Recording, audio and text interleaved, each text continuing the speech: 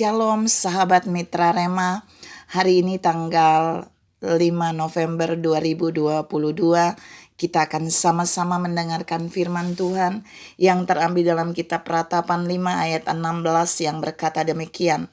Mahkota telah jatuh dari kepala kami, wahai kami, karena kami telah berbuat dosa. Demikianlah firman Tuhan, dan firman ini akan sama-sama saudara dan saya renungkan di hari ini yang saya beri judul Jatuhnya Mahkota. Saudara yang saya kasihi dalam Tuhan Yesus Kristus, mahkota di dalam firman ini adalah bagian yang Allah berikan kepada umat Tuhan di dalam kitab Ratapan ini di zaman Yeremia. Karena umat Tuhan melakukan hal-hal yang menyenangkan Tuhan. Karena umat Tuhan melakukan pencapaian prestasi rohaninya. Sehingga Allah memberikan mahkota bagi mereka. Mereka menjadi umat kepunyaan yang dibanggakan Allah. Mereka menjadi orang-orang yang spesial di antara umat Tuhan yang lain. Tetapi kalau saudara baca di dalam Yeremia 1, mereka kemudian melakukan bukan Yeremia 1, Ratapan 1. Mereka jatuh di dalam jenis-jenis dosa yang banyak. Mereka melakukan banyak dosa di hadapan Tuhan. Dan kemudian Allah membuat mereka mengalami hal-hal yang sukar. Mereka mau makan dan minum aja mereka harus bekerja pada pelayan-pelayan musuhnya.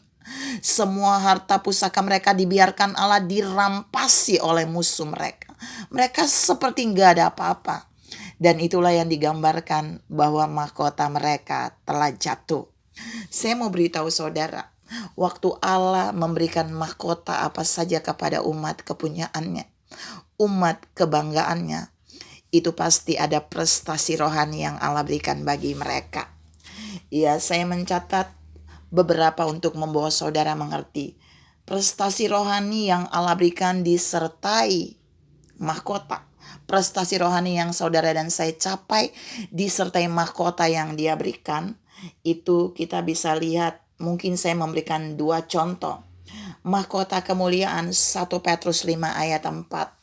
Mahkota kemuliaan itu akan diberikan bagi umat Tuhan yang di dalam tugas penggembalaannya dia menggembalakan kawanan domba Allah. Umat Tuhan, jiwa-jiwa, dia akan diberikan mahkota kemuliaan.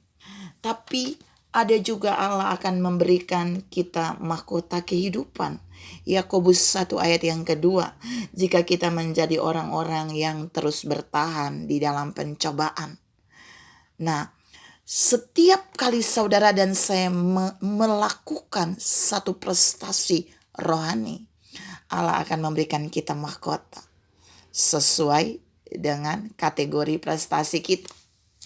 Saudara yang saya kasihi dalam Tuhan Yesus Kristus, jatuhnya mahkota dari umat Tuhan di Yerusalem di zaman Yeremia di kitab Ratapan ini, penyebabnya hanya satu, ketika mereka melakukan dosa terhadap Allah.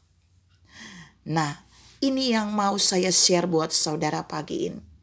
Ada banyak prestasi rohani saudara dan saya boleh capai dan Allah boleh berikan kita mahkota. Tapi perhatikan, waktu saudara dan saya melakukan dosa terhadap Allah, kita menentang Allah, maka di titik itu mahkota kita secara otomatis akan jatuh. Waktu mahkota itu jatuh dari kepala kita, waktu mahkota itu jatuh dari umat Tuhan, maka yang terjadi yang pertama adalah mereka kehilangan menikmati seluruh anugerah Tuhan. Mereka menjadi orang yang terbuang. Yang dulunya mereka ada dalam kelimpahan, mereka berubah menjadi orang yang harus bekerja keras pada musuh-musuh mereka.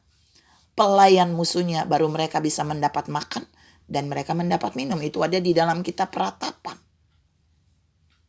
Jadi ketika saudara dan saya sudah mencapai satu titik di mana Allah memberikan kita mahkota, kita harus menjaganya dengan jalan kita harus tetap hidup di dalam kebenaran Tuhan.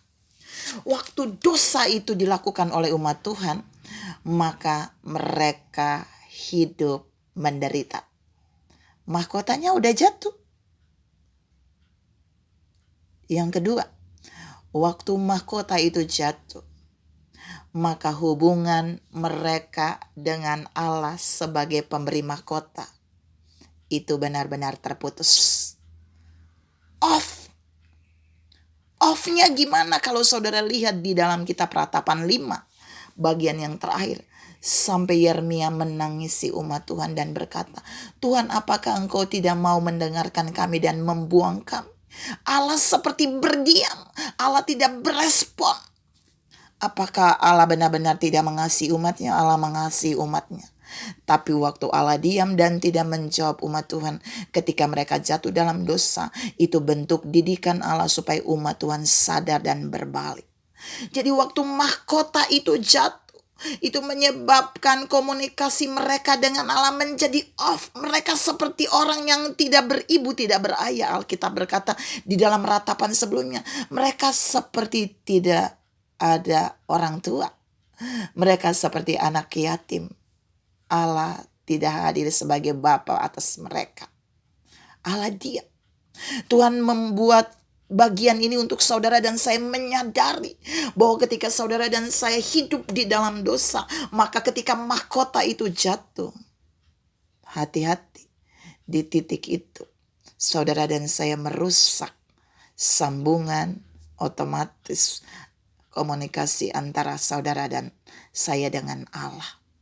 Dan kita akan sulit waktu kita berseru dan mendapat jawaban Allah. Yang ketiga, waktu mahkota itu jatuh, saudara, seluruh kekayaan fasilitas ilahi yang kita nikmati saat kita mengenakan mahkota dari Allah, itu sedang dinonaktifkan, sedang dicabut. Fasilitas untuk menikmati segala kekayaan Allah dicabut. Perhatikan waktu saudara dan saya jatuh di dalam dosa, dan yang menyebabkan mahkota itu juga jatuh dari kepala saudara dan saya, seperti umat Tuhan di dalam kitab Ratapan tadi. Akses menikmati segala fasilitas ilahi itu juga akan dinonaktifkan atau dicabut daripada kita. Karena itu Tuhan menasihati saudara dan saya pagi ini, mari belajar. Ketika kita sudah mencapai satu prestasi rohani dalam hidup ini, dan Allah memberikan kita mahkota, sebagai tanda Allah benar-benar bangga dengan apa yang kita lakukan dalam dunia kerja, dalam dunia pelayanan. Mari kita terus memelihara itu dengan menjadi duta Allah di bumi, dengan mempertahankan kualitas kehidupan rohani kita, untuk kita tidak jatuh di dalam dosa, untuk kita tidak menentang Allah dengan melakukan hal-hal yang melanggar firman Allah, supaya mahkota itu tidak jatuh dari kepala kita. Tuhan memberkati saudara berlimpah. Salam menjaga mahkota yang Allah berikan di atas kepala kita. Amin.